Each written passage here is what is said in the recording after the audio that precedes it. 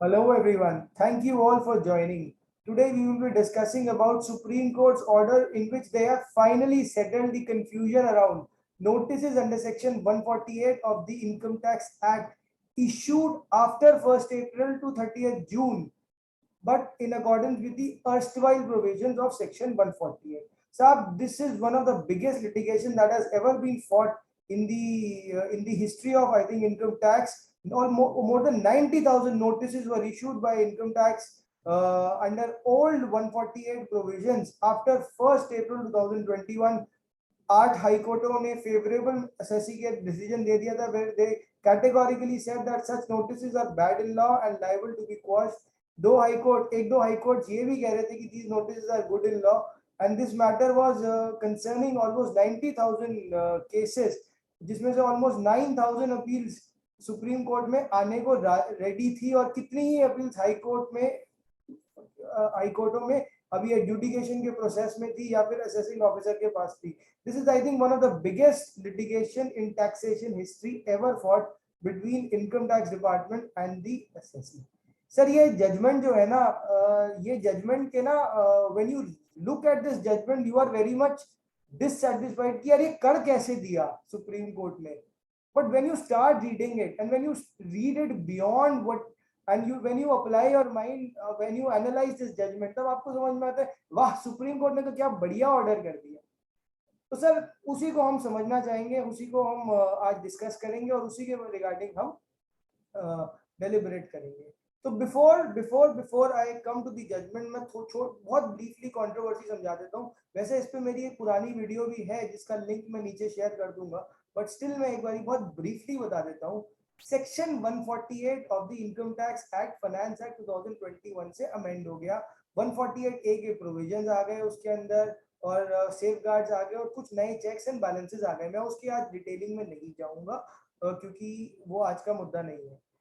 31 मार्च 2021 तक taxation of Tola act यानी taxation and other law relaxation of time act के तहत डिपार्टमेंट के पास कुछ पावर्स थी नोटिस इशू करने की, जो कि एक नोटिफिकेशन के तहत उन्होंने 31 मार्च से बढ़ा के 30 जून 2021 तक कर दी. तो department was of the opinion कि अर्स्टवाइल एक्ट में वो 30 जून 2021 तक नोटिस दे सकते हैं, और उन्होंने अराउंड 90,000 नोटिस ऐसे दिए. हम लोगों ने चैलेंज किया कि साहब 1/4/2021 से इनकम टैक्स एक्ट का governing section 148 has been completely change. 148 के से पहले 148 ए का सेफगार्ड आ गया. 148 ए में शोकॉज नोटिस देना है, 148 ए डी का ऑर्डर पास करना है, उसके बाद 148 का नोटिस आप इशू कर सकते हैं. 151 में अप्रूवल का मैकेनिज्म बदल गया, टाइम लिमिट सेक्शन 149 में बदल गया.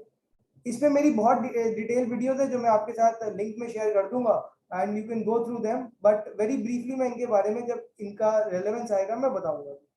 तो हमने ये चीज चैलेंज करी और हाई कोर्ट ने कह दिया हाँ जी, ये जो नोटिफिकेशन थी that was issued by department on 31st March and later on 27th April under टोला are bad in law and they are unconstitutional because department didn't have power to make changes in the procedural law beyond 31st March 2021, जब substantive provisions of the act change हो चुके थे.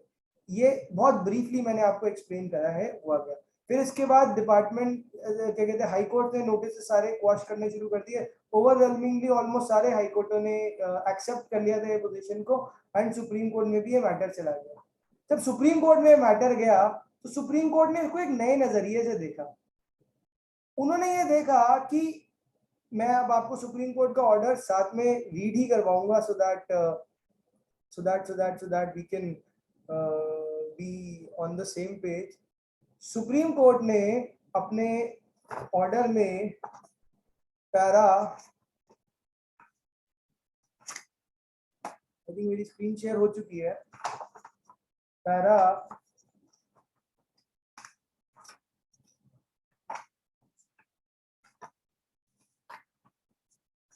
आता हूं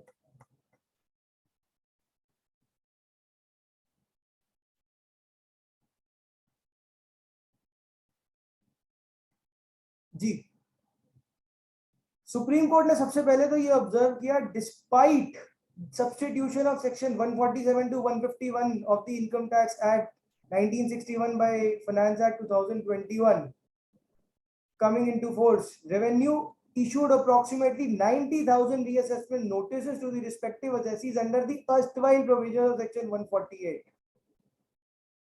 फिर उन्होंने बताया कि हाई कोर्टों ने इन क्या कहते हैं प्रोविजंस को क्या कहते हैं अपहेल्ड किया, और सुप्रीम कोर्ट ने भी हाई कोर्ट्स की जितनी भी क्या कहते हैं जजमेंट्स थी उनको पहले माना कि देखिए डिपार्टमेंट गलत तो था। उन्होंने यहाँ लिखा we are in complete agreement with the view taken by various high courts in holding so. तो सबसे पहले तो जितने भी हाई कोर्ट की जजमेंट थी सुप्रीम कोर्ट ने कैटेगोरिकली उनको अपहेल्ड कर दी कि department didn't have power to issue notices beyond 31 March under the erstwhile provisions of the act. लेकिन साथ ही साथ इन्होंने ये एक और चीज कह दिया, however at the same time judgments of several high courts would result in no reassessment proceeding at all even if they are permissible under the Finance Act 2021 and as per substitute provisions of 147 to 151। उन्होंने कहा कि high court की judgement के बाद तो there will be a situation जहां पे कोई असेसमेंट ही नहीं हो पाएगी क्योंकि नोटिस क्वॉश हो गए। Revenue cannot be made remittiless and the object and purpose of reassessment proceeding cannot be frustrated। उन्होंने रिकॉर्ड किया, उन्होंने अपने ऑर्डर का पर्पस बताया कि इवन इफ क्या कहते हैं हाई कोर्ट ने जब नोटिस क्वॉश कर दिए इस this will result in no reassessment at all even if same was permissible under Finance Act 2021। सुप्रीम कोर्ट खुद कहता है कि अगर फाइनेंस एक्ट 2021 आपको परमिट कर सकता था आप तब भी रीअसेसमेंट ना कर पाते हाई कोर्ट के ऑर्डर के बाद। तो इसीलिए सुप्रीम कोर्ट ने अपनी extra ordinary powers under article 142 लगाई और जो प्रोसीडिंग फाइनेंस एक्ट 2021 में वायलेटली हो सकती थी उनको अनेबल कर दिया। इसका सिंपल सा कंक्लूजन है, जो प्रोसीडिंग फाइनेंस एक्ट 2021 में नहीं हो सकती थी उनको अनेबल नहीं किया। और ये रिकॉर्ड करके सुप्रीम कोर्ट ने अपना एक ऑर्डर दिया जिसमें उन्होंने कहा respective imputed notices under 148 issued to the respective assessees shall be deemed to have been issued under section 148A of the act। सब इस पे जाने से पहले मैं 148A ब्रीफली बता देता हूँ। फाइनेंस एक्ट 2021 ने जब इस पे मेरी डिटेल वीडियो है जिसका मैं लिंक शेयर कर दूंगा, बट बड़ी ब्रीफली फाइनेंस एक्ट 2021 ने जब 148A प्रोविजन इंट्रोड्यूस किया तो उन्होंने कहा कि 148A क्या स्मॉल ए में सबसे पहले डिपार्टमेंट इंक्वायरी करेगा इफ रिक्वायर्ड। क्लॉज बी में वो शो कॉज नोटिस देगा असेसी को कि क्यों ना तुम्हारा केस 148 में खोल दिया जाए।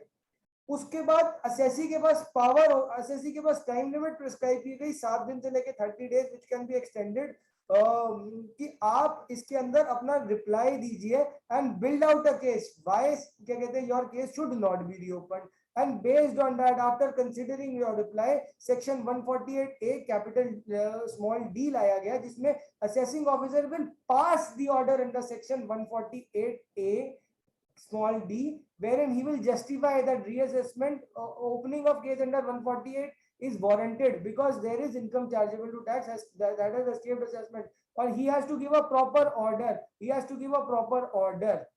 This is my humble submission. और उसके बाद वो 148 का नोटिस देगा। तो 148 ये हम जानते थे जीके एंड ड्राइव शाफ्ट में पहले क्या सिस्टम होता था, हम क्या कहते हैं रिटर्न फाइल करते थे, then we used to ask for reason, फिर हम ऑब्जेक्शन डालते थे और फिर ऑब्जेक्शंस डिस्पोज करता था डिपार्टमेंट ऑब्जेक्शंस डिस्पोज करता था जीके एंड ड्राइव शाफ्ट वाला, और उसके बाद मेरिट्स पे केस खुलता था। अब इन्होंने जीके एंड ड्राइव शाफ्ट को लॉ में इनबिल्ट कर दिया सेक्शन 148A में। पहले उन्होंने बोला कि आप शो कॉज नोटिस दे दो along with all material which is relevant और उसके बाद आप ऑर्डर पास करो, और ऑर्डर पास करने के बाद अगर आपको लगता है केस खुलना चाहिए तभी 148 का नोटिस दीजिए। उन्होंने एक सब्जेक्टिव एक आपको सेफगार्ड लॉ में इनबिल्ट कर दिया क्योंकि कहीं ना कहीं असेसिंग ऑफिसर लेवल पे इसकी वायलेशन थी। तो सुप्रीम कोर्ट ने कहा कि देखिए सर 1/4/2021 के बाद आप 148 का नोटिस पिछले एक्ट पे तो नहीं दे सकते। तो उन्होंने क्या किया, उन्होंने अपनी आर्टिकल 142 की power, extraordinary powers use करके for ensuring complete justice to balance the interest of revenue as well as SSC, उन्होंने कहा respective impugned notice under 148 issued to the respective assessees shall be deemed to have been issued under 148A of the act as substituted by Finance Act 2021 and treated to be show cause notice in terms of 148A(b). उन्होंने कहा 148 का direct notice नहीं आ सकता, तो हम कह मान लेते हैं कि जो 148 का नोटिस आया वो शो कॉज नोटिस था जो 148A के क्लॉज बी में आना था।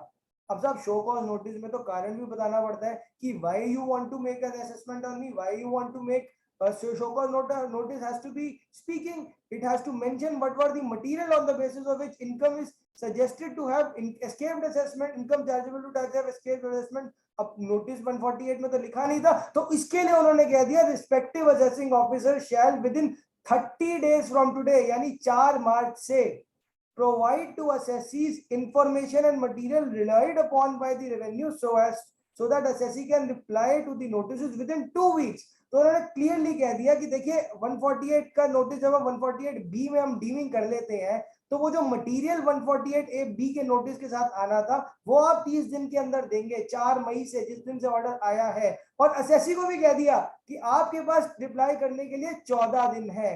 हमारे पास वैसे मिनिमम 60 दिन का टाइम दिया जाता था और मैक्सिमम 30 दिन could have been extended, but यहाँ पे हम सुप्रीम कोर्ट ने टाइम बाउंड कर दिया कि आपको भी 14 दिन में रिप्लाई करना है। और उसके बाद जब वो 14 दिन में रिप्लाई कर देगा तो फिर वो नॉर्मल क्लॉज डी में ऑर्डर पास करेंगे और रीअसेसमेंट प्रोसीडिंग चालू हो जाएगी अगर बनती है तो।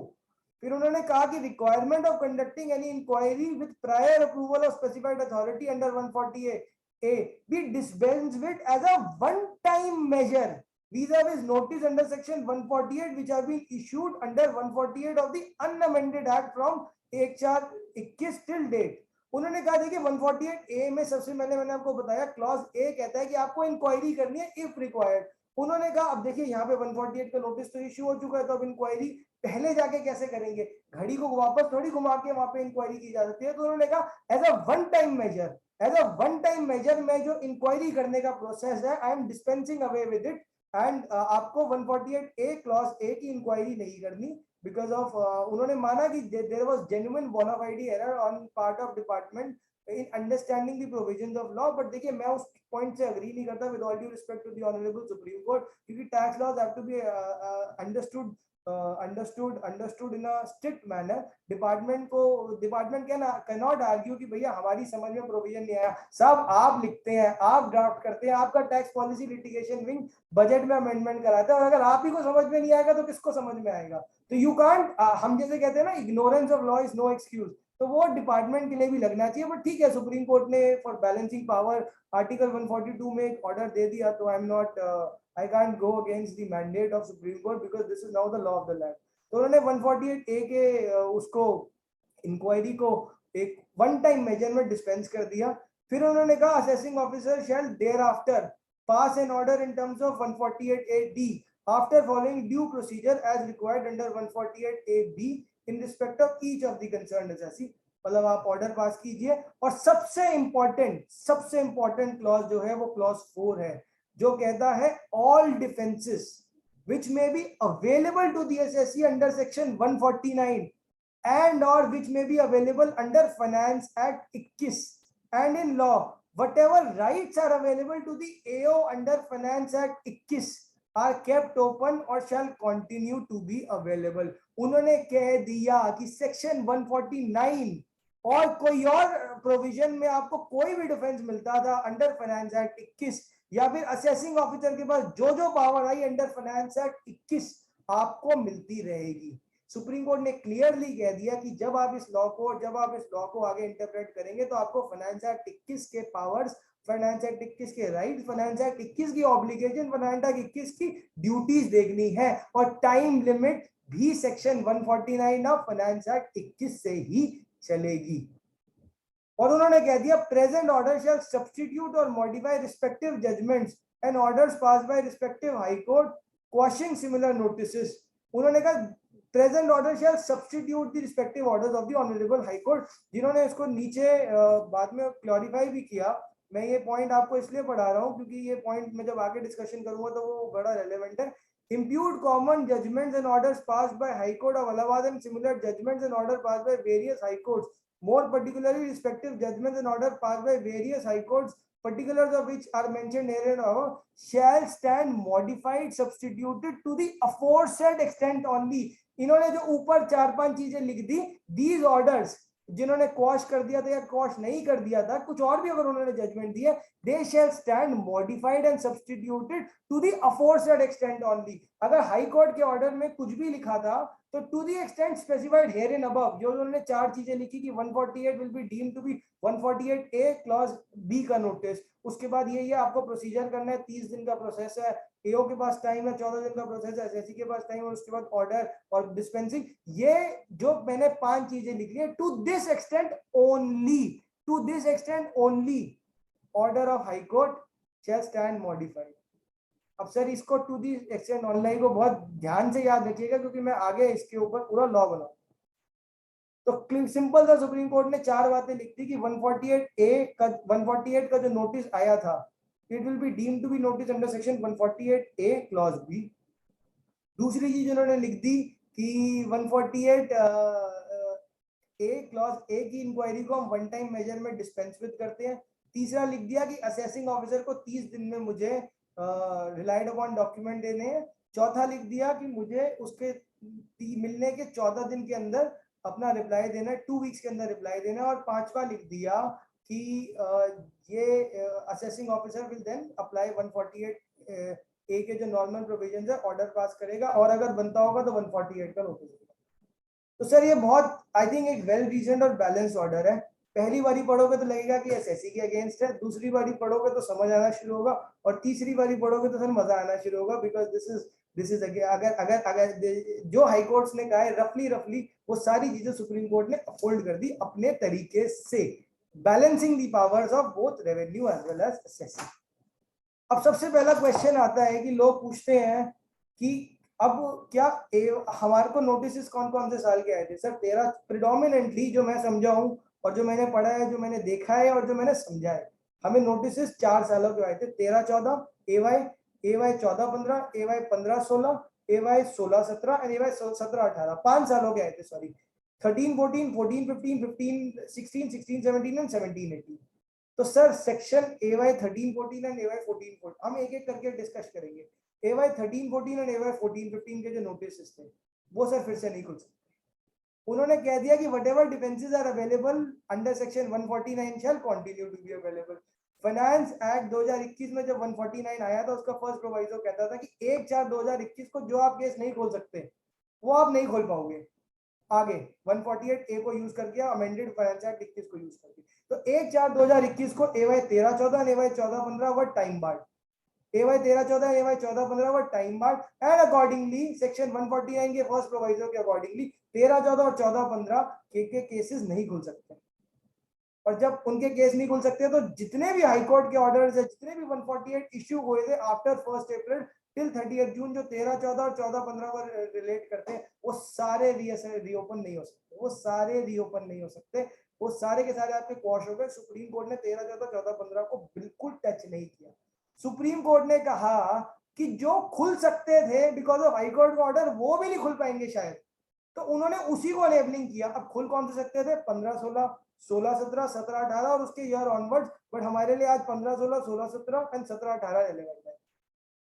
सब 15-16 16-17 एंड 17-18 में आज आप केस वैलिडली खोल सकते हो, और हाई कोर्ट के ऑर्डर के बाद भी आप खोल सकते थे। तो सुप्रीम कोर्ट ने बस आर्टिकल 142 यूज करके उसी को अपने इसमें अप्लाई किया है, and this has been applied to pan India cases, चाहे वो रिट में है, चाहे वो रिट में नहीं है, चाहे रिट में उसका फेवरेबल ऑर्डर है, चाहे रिट में उसका अगेंस्ट ऑर्डर है, चाहे उसकी रिट पेंडिंग हो, सब पे एक सिंपल सा फंडा लगा दिया।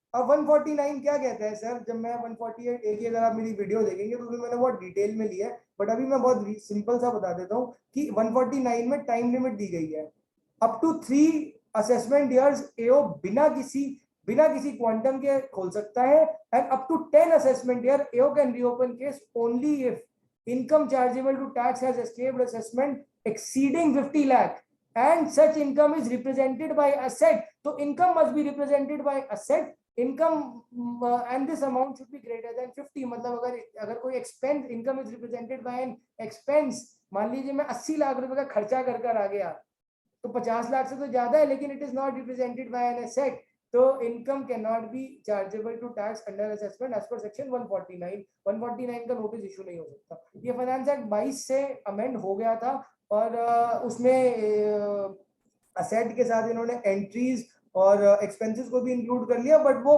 फाइनेंस एक्ट 22 से था, उसका इधर कोई इंप्लीकेशन नहीं, क्योंकि सुप्रीम कोर्ट ने कह दिया एओ के बाद भी वही राइट्स है जो फाइनेंस एक्ट 21 ने उसे दिए थे। 22 में अगर कोई राइट दे दिया तो वो नहीं हो सकता। ये डेड मैटर की रिवाइवल है सर, और उतनी ही रिवाइवल होगी जितनी सुप्रीम कोर्ट ने बोल दी। उसके बियॉन्ड ना एओ जा सकता है ना मैं जा सकता हूँ।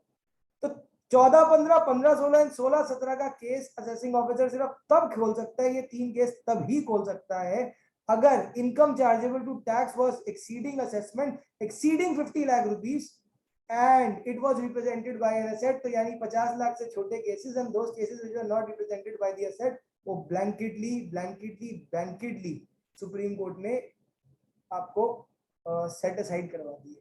और ये मैंडेट जो सुप्रीम कोर्ट ने कहा है वो ऑलरेडी लॉ में पावर थी, वो ना मैं चैलेंज कर रहा था ना कोई और कॉन्स्टिट्यूशनल एक्सपर्ट चैलेंज कर रहा था। तो सुप्रीम कोर्ट ने कुछ नहीं किया, आपसे आपका कोई राइट नहीं लिया, बस डिपार्टमेंट के राइट्स और हमारे राइट्स को बैलेंस करके सबको दिखा दिया। अब वो सर आर्टिकल 142 लगा, इतना हवा उड़ा कि क्या होगा क्या नहीं होगा, कैसे होगा कैसे नहीं होगा। तो I think there was too much confusion. तो वो सुप्रीम कोर्ट ने सेटल कर दिया कि supreme court is for the benefit of public, it is not to charge something which was not chargeable. तो I think it's a very well reasoned and very, हाँ इसकी drafting और अच्छी हो सकती थी, इसकी ड्राफ्टिंग, और वो स्कोप ऑफ इम्प्रूवमेंट तो सर हर चीज में होता है, हम तो बहुत छोटे हैं। It has been drafted by honourable supreme court, तो I think if they have deemed it fit to draft it in this manner, I will not question the wisdom of honorable supreme court.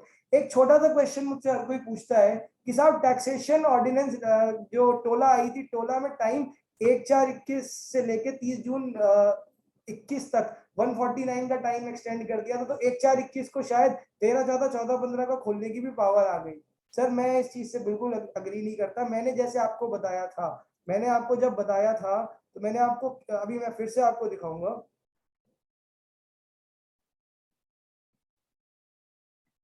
Supreme court ने कहा है कि high court के order shall stand modified substituted to the aforesaid extent only. High court के order सिर्फ ऊपर जो लिखा गया उसी तक सीमित है मॉडिफिकेशन, उसके अलावा वो सारे हाई कोर्ट के ऑर्डर वैलिड है। हाई कोर्ट का ऑर्डर मैं आपको एक दिल्ली हाई कोर्ट का एक छोटा सा ऑर्डर पढ़वा देता हूँ, I think which will settle the score. Delhi high court in a very well reason order under by Justice Manmohan, I think Manmohan Kohli judgment of Delhi High Court, very well reasoned order. उसमें उन्होंने कह दिया court is of the opinion 99 para that section 3(1) of the relaxation act empowers government executive to extend only time limit and it does not delegate power to legislate on provisions to be followed. In fact, relaxation does not give power for government to extend erstwhile section of 147 to 151 beyond 31 March or defer operation of substituted provisions enacted by Finance Act 21. Consequently, इसके बाद important है, impugned explanation in notifications dated 31st March 21 and 27 April 21 are not conditional legislation and beyond the powers of delegated to the government as well as ultra vires the parent statute, that is relaxation act. मतलब ये जो notification थी जो हम कह रहे हैं कि 1/4/21 से 30 जून तक इनको टोला की नोटिफिकेशन से पावर दे दी, हाई कोर्ट कहते हैं these are ultra vires the power granted by the relaxation act and accordingly Delhi high court ने इनको क्वॉश कर दिया। और जैसा मैंने आपको बताया कि जो हमारा सुप्रीम कोर्ट है उसने ये क्लियरली बोला है कि मैं हाई कोर्ट के order to the extent specified here above उतना ही मॉडिफाई करता हूँ, पूरा नहीं मॉडिफाई कर रहा, पूरा नहीं क्वॉश कर रहा, पूरा नहीं खत्म कर रहा। सिर्फ हाई कोर्ट ने जहां बोला कि 148 का नोटिस इज क्वॉश्ड, मैं उसको मॉडिफाई कर रहा हूँ और इस 148 के नोटिस को 148 A B capital A small B का नोटिस डीम करता हूँ। तो इसके अलावा हाईकोर्ट में जो भी फाइंडिंग थी मैं उससे अग्री करता हूँ, एंड जब मैं उससे अग्री करता हूँ साफ बात खत्म। टोला अगर हाईकोर्ट ने कह दिया अनकॉन्स्टिट्यूशनल है तो हम कौन होते हैं उसको वापस अनेबल करना। आई थिंक जजेस have taken a call and now this is law of the land, issue has been settled and in a very right and in a very specific manner by the honorable high court as well as honorable supreme court. Matter and हो गया। Department को भी शायद मान लेना चाहिए कि अब इसके बाद उनके पास 13, 14, 14, 15 की पावर नहीं है, या 15, 16, 16, 17, 17, 18 में 50 लाख की लिमिट और वो जो कंडीशन है वो एप्लीकेबल होती है। Because I am of the understanding, जो मेरी डिस्कशन हुई है कईयों से, कि डिपार्टमेंट कह रहे हैं हम तो 90,000 केसों में 90,000 एडिशनल ही करेंगे, बाकी आप देख लेंगे। तो सर अगेन लड़ाई फिर से स्टार्ट होगी, लड़ाई फिर से होगी। आई थिंक एक सेकेंड राउंड ऑफ अपील्स बनेंगी, हाई कोर्ट के थ्रू बनेंगी या अपील्स के थ्रू बनेंगी, वो टाइम बताएगा। बट हाई कोर्ट पे आपके पास अभी भी जाके रेमेडी है, 13, 14, 14, 15 का अगर नोटिस आ जाए तो आप उसको चैलेंज कीजिए, और 148A D के ऑर्डर के साथ अगर वो आपके क्या कहते हैं ऑब्जेक्शंस को सही से डिस्पोज नहीं करता, तो you still have a remedy at high court, honourable high court. You can approach honourable high court under Article 226 of the Indian Constitution, and we have enough remedies. Department के पास भी right है, और which have been very rightly upheld by the Supreme Court, and हमारे पास भी कुछ rights है। तो आई think this matter has been settled and settled for good, and we couldn't have expected anything more from the Honorable Supreme Court. Thank you all for joining. Have a nice day.